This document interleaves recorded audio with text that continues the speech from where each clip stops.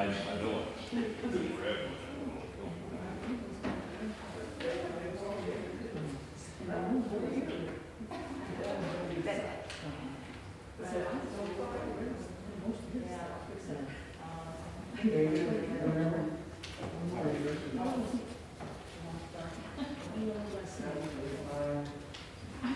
Good morning. And welcome to 2022 budget review and forum. We appreciate so many of you coming out this morning, and I hope that we also have people that are signed in via YouTube for this. Much thanks to David Hartman and Peter Ray for putting that together. And I think Jill has a presentation that will also be broadcast. The budget process this year was difficult in a continuing year of COVID and lower attendance and lower benevolence on the part of the congregation this year. And so we had less to work with this year, and it was a real challenge. But in that regard, I will ask Jill to come forward, and she has a presentation on the 2022 budget, and then we'll open that up for questions if you have some. Thank you. Oh, and for those of you that are on YouTube, please use the chat feature. We have someone monitoring that for questions that come from the YouTube audience as well. So we will try to respond to those questions.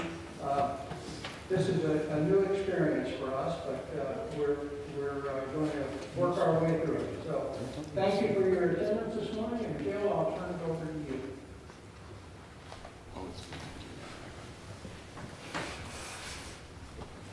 Thank you. So as Robert said, this budgetary process was pretty difficult this year. We really wanted to look at, what had happened this year and try to make it work for this next year. So here, you go ahead and go to the next slide. Maybe the next slide. Thank you. Hopefully you guys can see that. So this is just the income side of things. So you can see in the 2021 budget, we have budgeted that we have $304,000 in offerings and a total of almost $350,000 in total income. However, at the end of this year, we only ended with about $264,000 in actual income. So it was a vastly different amount than what we had budgeted. So this year, for 2022, we're trying to be a little bit more conservative, and we put weekly offerings at $255,000 with total income at $262,000. Obviously, if income is more than that, we will be greatly excited, and we would love to strive for more than this, but that's what we felt like was the most conservative amount. As a reminder for offerings, if you don't already know, you can obviously put offerings in the offering plate during Sunday. You can also drop it off at the office. You can mail it in, and then there's also the ability to electronically do it through Tidely with the link on our website. There's also an app that I use, and I have it even set to where just every single month it's an automatic payment, so I don't have to worry about it. I know I've already given it to the church. So that's what we have for income. Do you have the next slide? So for expenses, I really just wanted to highlight the changes from the budget from 2021 to 2022. So for benevolence, we kept it the exact same as what we budgeted last year, but the biggest change is that we wanted to look at who we were giving our money to. This last year, for the last couple of years, I believe, we've been giving $1,100 a month to the ELCA. And we felt like that was not necessarily the best use of our money because we don't fully know exactly where all the national ELCA is using that money for. Is it more for administrative expenses? We really want it to actually give to others. And so we switched it to where it's $3,300 to our actual synod. So that's $275 a month. And then also $9,900 to the special concern of the month. And so I know that the mission committee, which Robert is always welcoming new members to the mission committee, but they're wanting to look at, really figuring out what are good special concerns that really do affect local things, and maybe not local things, but really good uses of our funds, so that way people can give specially for that, but then we also, as a congregation, will give towards that instead this year. Worship program, a total of $34,000. It is just $100 less than in 2021. We really looked at every single line item. If there was a place that we could reduce, we reduced. And so we have not had to spend as much in our offering envelope costs, and so we reduced that by $100, and that was the only change there. In evangelism, it's $7,367 that we budgeted. We had an increase of $500 in just our general evangelism line item, but a $500 reduction in the website publicity line item, and then a $363 increase in the radio broadcast cost. Those changes are really just based on what we've actually spent this last year, so we just kind of made those adjustments for that. And then the radio broadcast cost, we've been trying to keep it, I think this last year in 2021, we assumed that we would have 6 months worth of all Sundays, and now we're having it to where we're assuming all Sundays the whole year. For fellowship, we have it at $1,250, and there's no change from last year. Next is parish education, and that budget for this year is $5,250. We increased it by $500 in the summer camp line item because we had reduced that line item last year, so we're putting that back up in case we have kids that want to go to summer camp. Stewardship is at $150, and there's no change to that line section. Other programs, we have $1,850, and we reduced that by $200 total. One was for $100 that we decreased because we removed the council retreat expenses. We felt like if we didn't have enough funds, we shouldn't go on some kind of retreat that costs money. So we decreased that. And then we also decreased the mission committee and Stephen ministry budget line items. Those have never actually been spent. They were put there several years ago as placeholders in case there was a need for spending. And for the last several years, they haven't spent it. And so we felt like there was no need to even budget it for this year.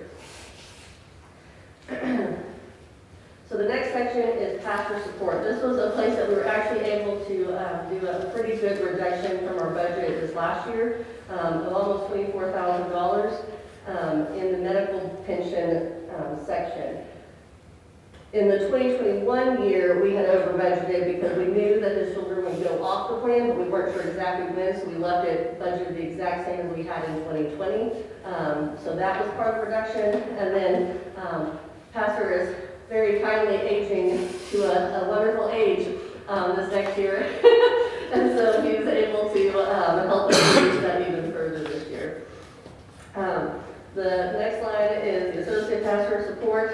Obviously in 2021, we had expenses in that section of $32,000, and as we no longer have an associate pastor, that has now been put to zero.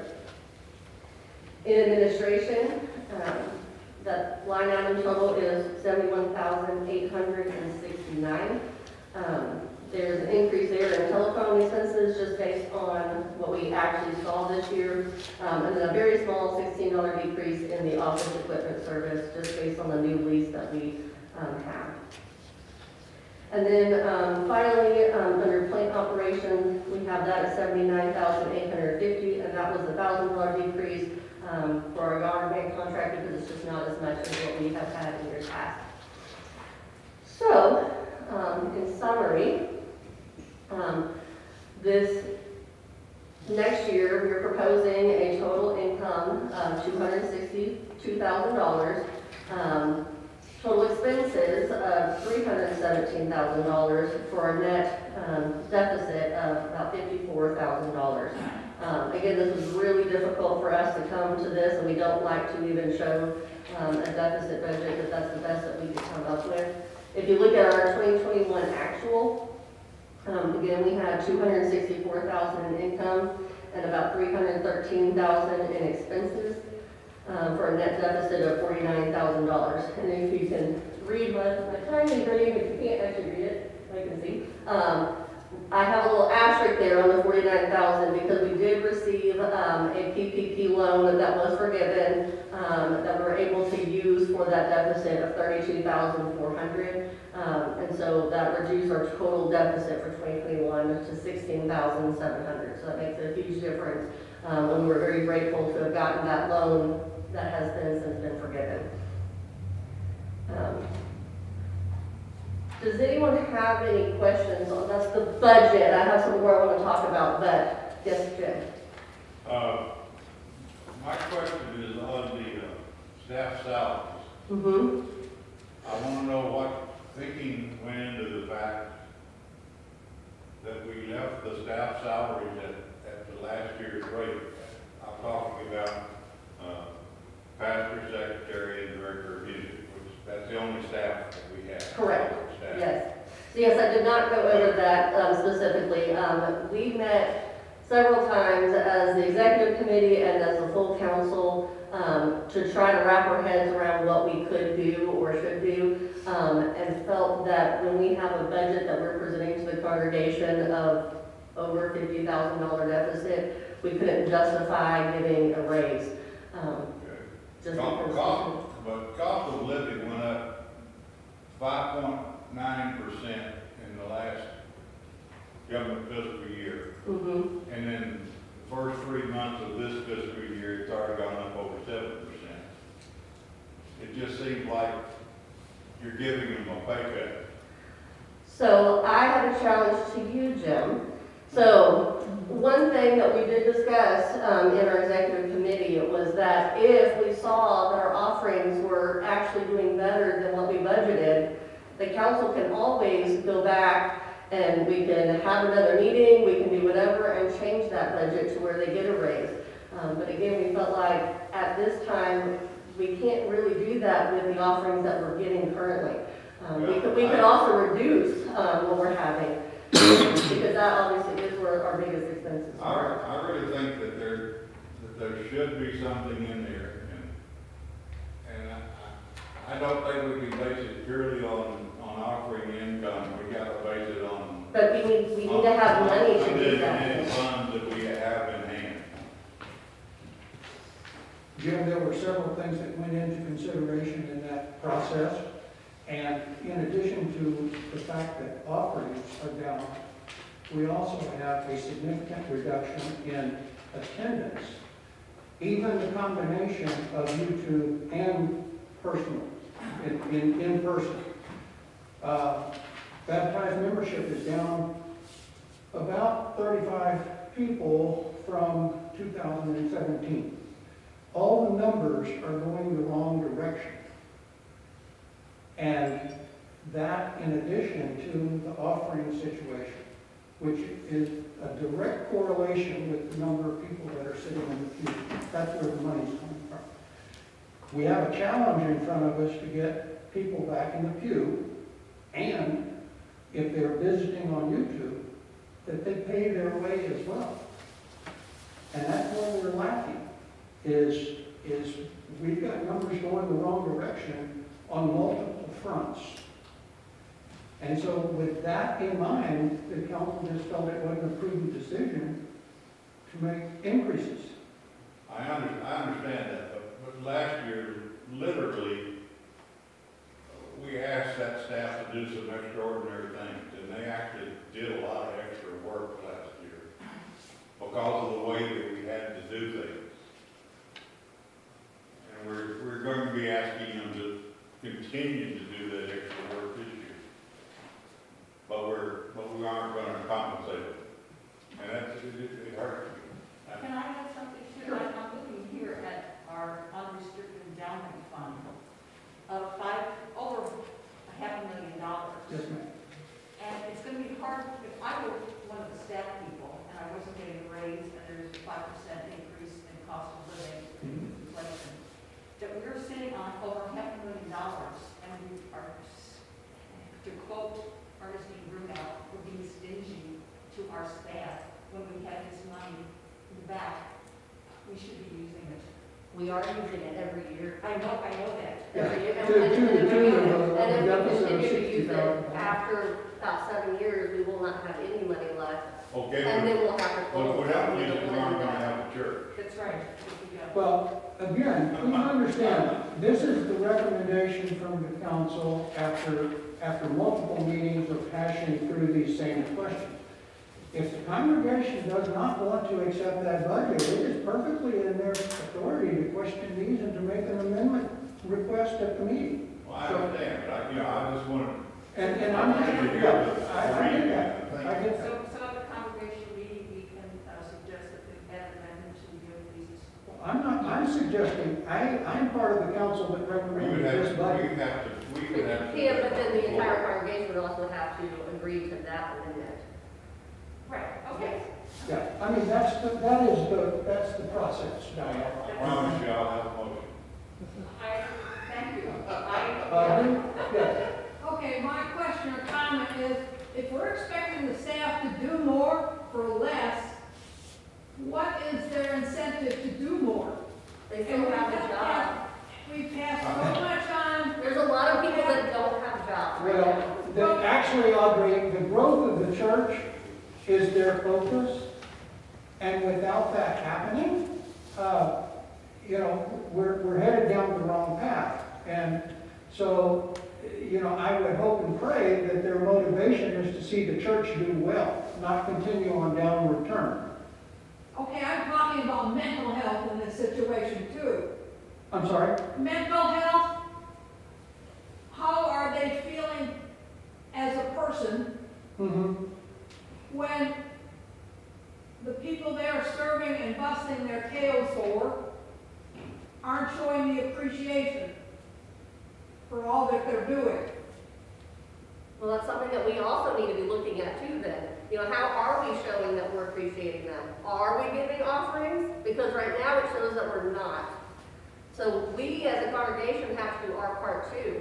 And that's something that, and again, the executive committee of the council talked about a lot as well. What can we do as a congregation to encourage growth? Okay, how many of the members in this church are on fixed incomes and got a 1% or 2% cost of living? I, as a teacher, got zip. I haven't gotten a raise since, what was it, 05 or 06, when we got, $500. Yes, we did get an extra paycheck this year, but how far is that going to go? So you can see the dilemma. I mean, that's the whole point. We only have so many resources on one side. And there's no indication over the last 5 years that is going to change. The number for offerings has been going down for the last 5 years. And yes. Those numbers have not been going down the last 5 years. It's been longer than that they've been going Well, down. that very well might be. I'm just looking at the last 5 years. Yes, sir, I understand. You're correct. Ideally, the last 15 years, we've already seen a descent as we've been going along. Yeah. And so it is an issue that we as a congregation are going to have to address at some point in time. And this council decided it's time to address it. So. Because there's other ways we could address it too. We could say, do we need all of these positions? And we didn't want to go there. We didn't want to talk about reducing positions, and we didn't want to talk about reducing all the things that we have in our budget that are true needs and true things that are towards the mission of our church. So we found little areas that we could decrease, but there wasn't a lot there that we felt comfortable decreasing. Yes, Jim? Okay, in my looking at this, on a pastor alone, when his insurance went down, we saved little over $8,500. And if we gave those 3 people a 3% raise across the board, it would only cost about $4,000. That $4,000 is, you're not talking about a lot, $4,000. But it is a lot when you're talking about a $54,000 deficit already. Yes, it is. And we won't Because we get can't do that that on pocket personal full of life. government money this year. But it's Right. up to us and the council to do something about that. try to get that. I can't argue with that, Jim. I'm saying the council took the position that it was our Christian responsibility to use the assets that we have in an appropriate manner. And in light of the deficit and the declining numbers, we just felt it wasn't a prudent thing to recommend. But if the congregation says we're wrong, that's fine. Okay.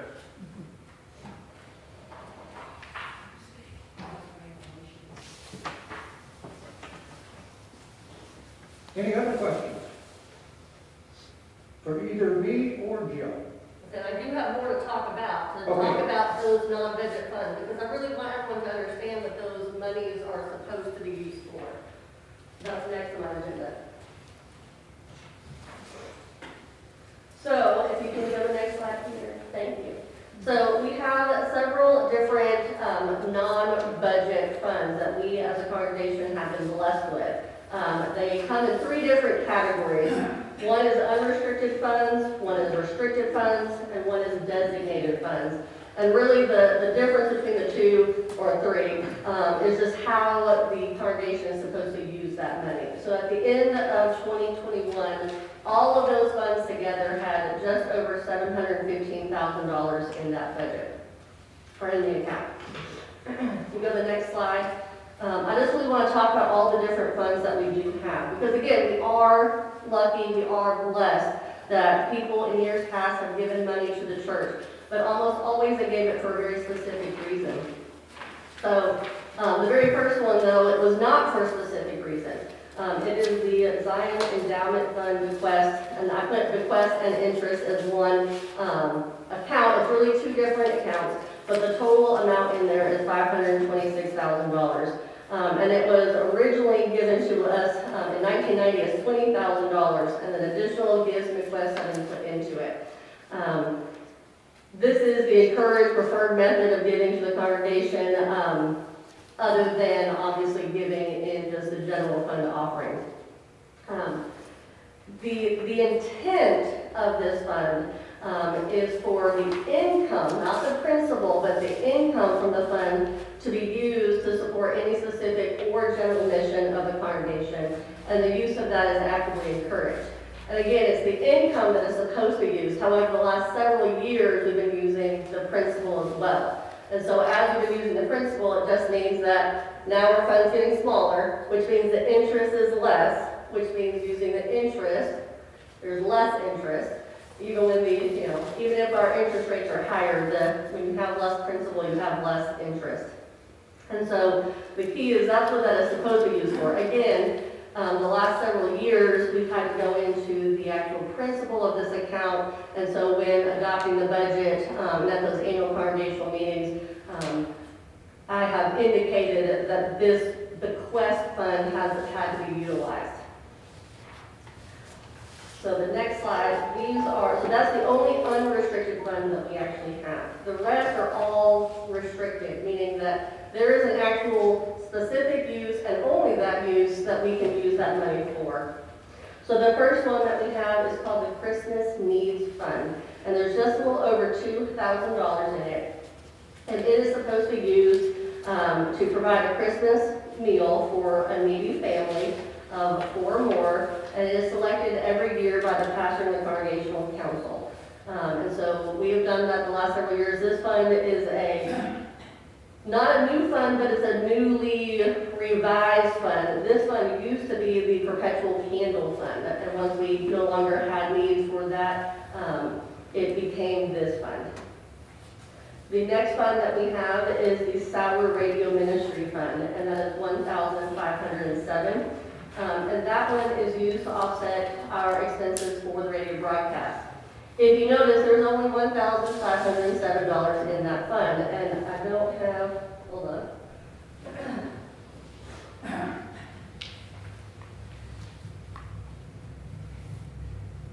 In the budget, the radio broadcast is going to cost us a little over $3,000.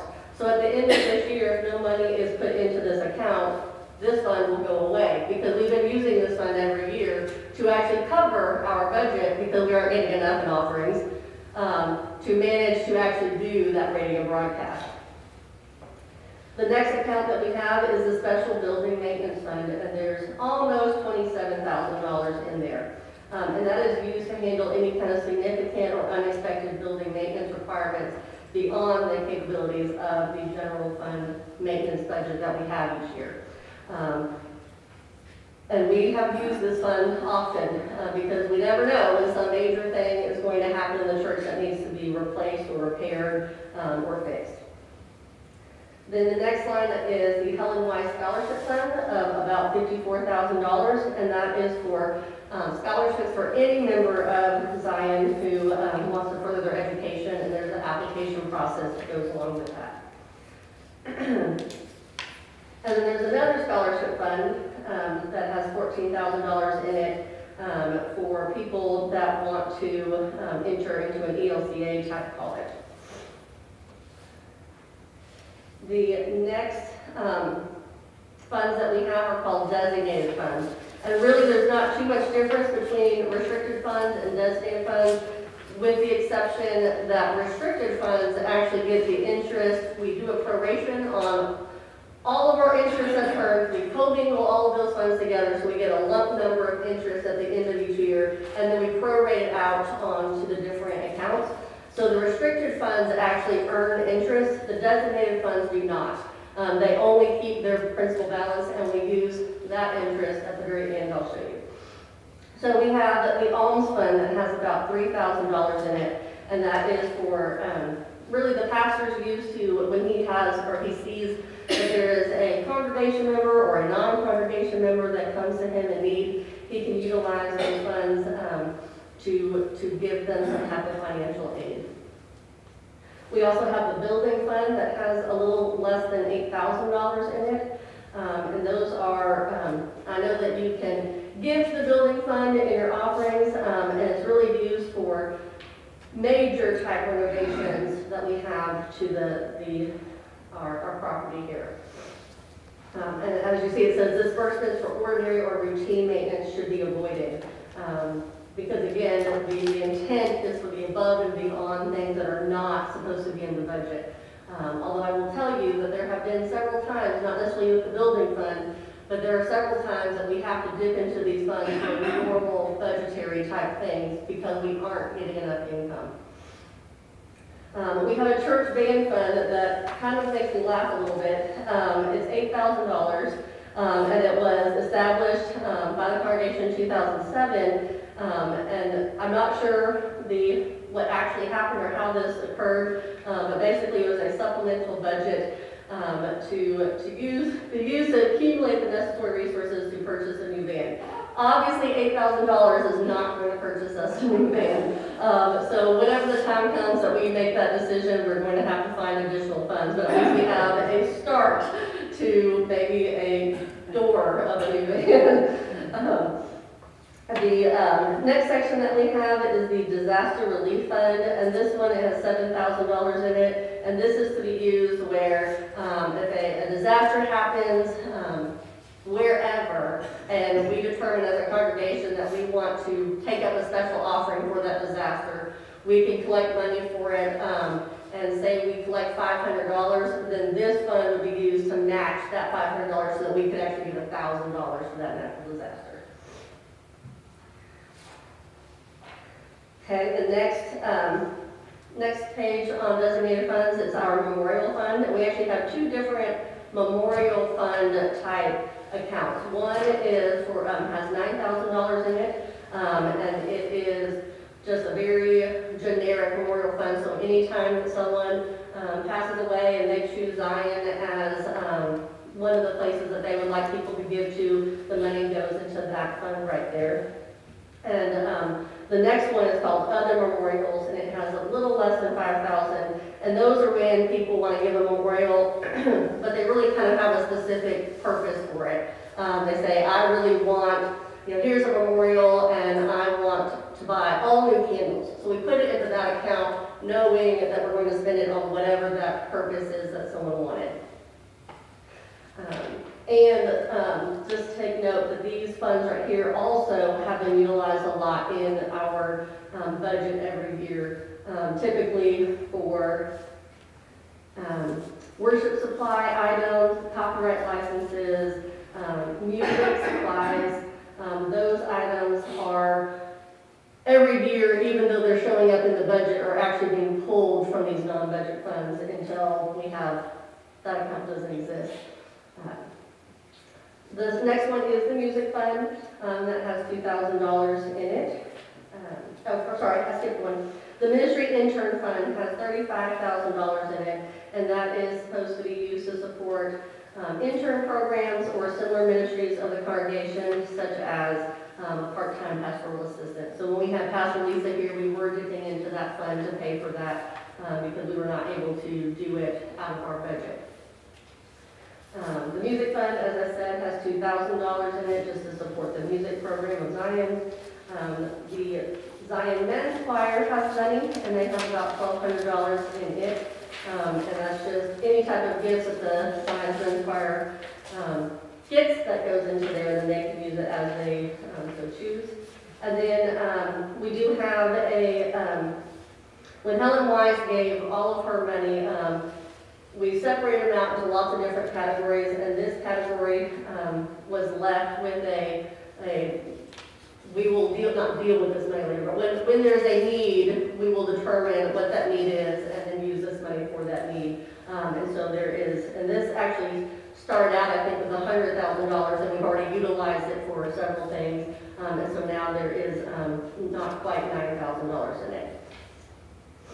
And then lastly, when I said that the designated funds did not get to actually earn their interest, it only kept the principal balance, what's left is considered the contingency fund. And this year, normally, we actually don't have any money left in this account, but we utilize, since we got that PPP loan, we were able to utilize other areas. And so right now, we do have this money of $3,000, and that's part of the interest that the designated funds would have earned if we had put interest to it. And so that is really used as, I will say, however we deem necessary. It is typically right now used to cover the deficit. But if we were in a time period of not having a deficit, this money could be used for other things. So again, I wanted to talk about the non-budget funds because I know we talk a lot of times about how we have all this money, and we do because we've been blessed to have money. However, they're all very specific purposes for that money. And unfortunately, we've been using those monies to cover our budget deficits more so than we've been using them to actually do the above and beyond things that this money was supposed to be used for. And so I would love if we get back to using them for what they really were meant to be used for. But until we can, we will continue to use them the way we've been using them. I just want people to understand that that money is there for very specific reasons. It can't be used just for whatever we choose them to be used for. Because people, I say we can't. We could, but that would be very a disservice to the people who thought so highly of us to give it to us to begin with for a very specific reason. So does anyone have any questions on the non-budget funds themselves? I just want to give you guys a kind of synopsis of what those all are and what they're used for. Okay.